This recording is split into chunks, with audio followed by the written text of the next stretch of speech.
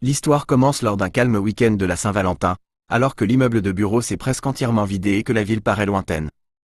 Deux employés, restés tard pour des raisons très différentes, montent dans le même ascenseur. Une simple coïncidence qui prend soudain une tournure beaucoup plus inquiétante.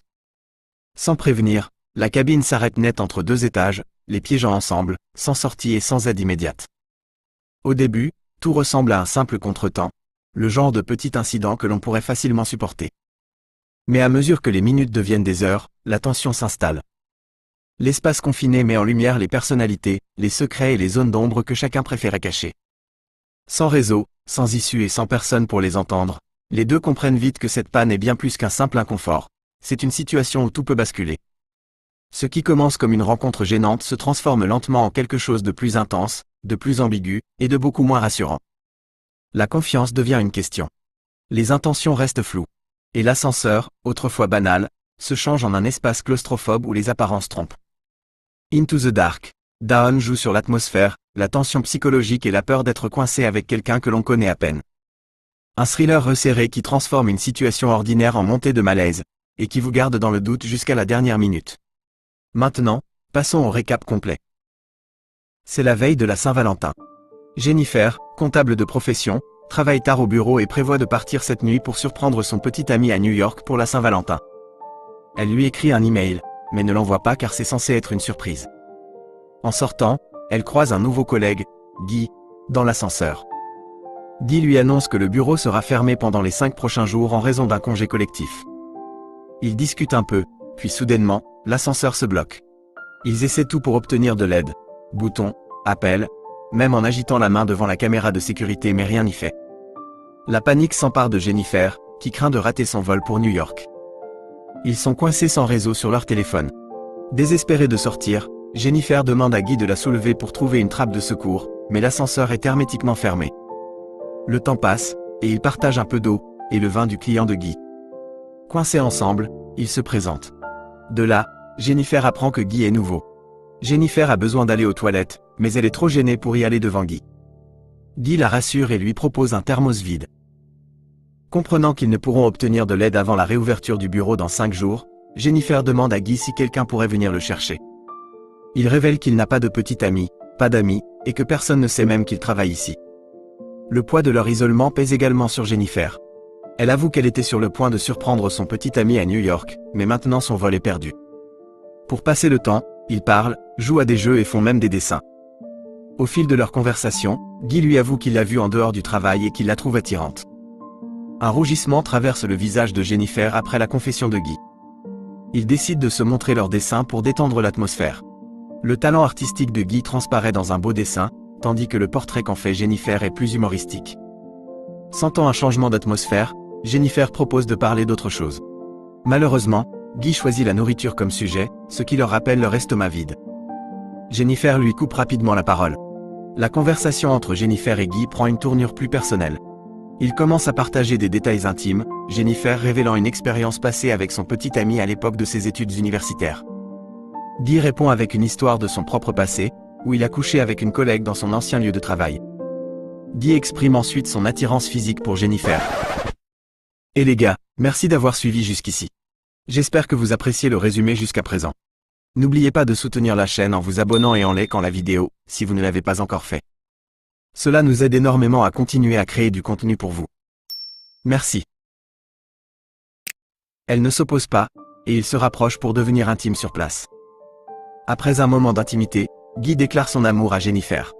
Cependant, elle reste fermement attachée à son petit ami, déclarant qu'elle ira directement le voir une fois libérée. Guy insiste, espérant construire une relation, mais Jennifer balaie cela d'un revers de main, considérant la situation comme temporaire. Leurs états émotionnels s'affrontent, mettant en évidence les points de vue différents sur leur connexion inattendue. Frustré par le rejet de Jennifer, Guy lui lance une bombe. Il lui avoue ses sentiments profonds et révèle une vérité choquante. Il n'est pas nouveau, il est l'agent de sécurité de l'immeuble. Il admet avoir admiré Jennifer en secret depuis longtemps, lui montrant même des images de vidéosurveillance comme preuve. Il a orchestré leur mésaventure dans l'ascenseur en espérant une chance. Après cette révélation, Guy ouvre l'ascenseur et demande à Jennifer de partir si elle le souhaite. Jennifer est furieuse, se sent manipulée et peut-être même kidnappée. Elle menace de le dénoncer, mais Guy panique et referme l'ascenseur à clé. Consumée par la colère, Jennifer se déchaîne contre Guy. Une lutte s'ensuit, et la seule clé se brise, les laissant encore plus piégés. Enragée par la clé cassée et son confinement, Jennifer s'en prend à Guy. La situation dégénère, menant à une bagarre physique qui les laisse tous les deux inconscients. À leur réveil, Jennifer conteste son affirmation d'être le seul agent de sécurité.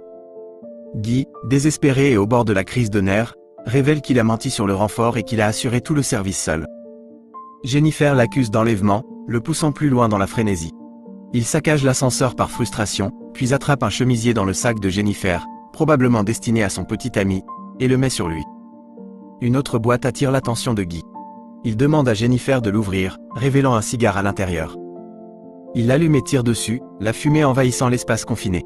Jennifer observe avec une peur grandissante, le silence n'étant rompu que par le grincement du briquet et le léger sifflement du cigare. Plus tard, Guy devient obsédé par la recherche d'une trappe de secours, en trouvant finalement une au-dessus de l'ascenseur. Il supplie Jennifer de l'aider à grimper pour sortir, mais elle se méfie de ses intentions. Elle suggère qu'il la laisse sortir en premier, promettant de ne pas appeler la police. Malgré ses soupçons, Guy accepte et l'aide à s'échapper.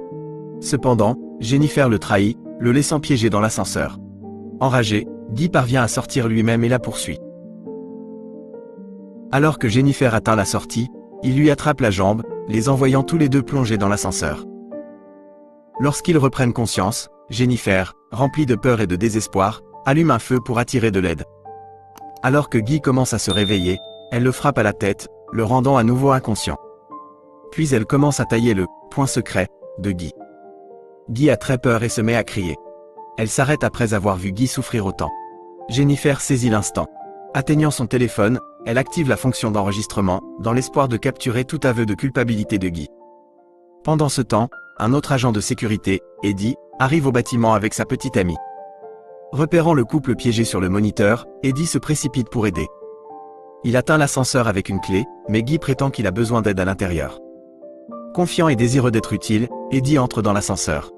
Dans une tournure horrible, Guy active l'ascenseur alors qu'Eddie est à mi-chemin, conduisant à un tragique accident. Jennifer est témoin de cette scène horrible et hurle de terreur. Guy, dépassé et désespéré de faire taire le seul témoin, l'assomme. Il la jette ensuite dans le coffre de sa voiture et tente d'effacer toute preuve en supprimant les images de vidéosurveillance. Cependant, la petite amie d'Eddie tombe sur la salle de sécurité, devenant ainsi un autre témoin des actions de Guy. Craignant d'être exposé, Guy la tue. Guy emmène alors la voiture dans un endroit désolé et commence à y jeter de l'essence dans une poubelle. En fait, il avait l'intention de brûler Jennifer. Guy ouvre alors le coffre de la voiture et Jennifer saute discrètement et le frappe, après quoi elle attrape sa voiture et commence à s'enfuir. Mais après avoir parcouru une certaine distance, elle arrête la voiture. Elle met la voiture en marche arrière et le heurte. Guy tombe à la poubelle, tandis que Jennifer le brûle vif.